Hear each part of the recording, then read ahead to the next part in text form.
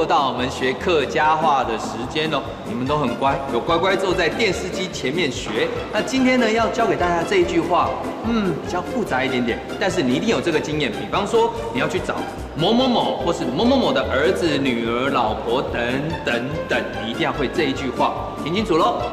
哪一个嘿行来的？哪一个嘿行来的？哪一个嘿行来的？哪一位是他的儿子？比较难一点点，不过没关系。我们透过接下来简单的一些剧情，让你们更了解怎么运用这一句话。走。哪一个嘿行来的？哎，雨儿，你在看什么？我在看你的毕业纪念册啊。哦。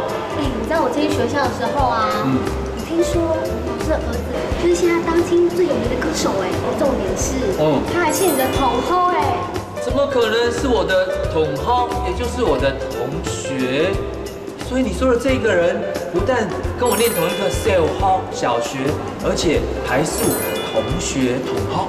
可是我怎么一点印象都没有？是我们老师说的呀。那你找这么久，有请到吗？有找到吗？哪一个行来的？哪一个是他儿子啊？还没耶。哎，为什么你们每一个长得都一样？所以你要慢慢的写，慢慢的找。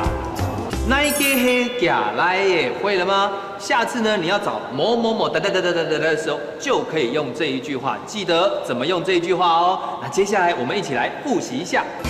复习时间。小学，小學，同學，同學，有沒有找到？尋到冇？哪個是他兒子？哪一個係行來的？哪一個係行來的？行真耶客家 VMP，分享大家聽下嚟講客家話。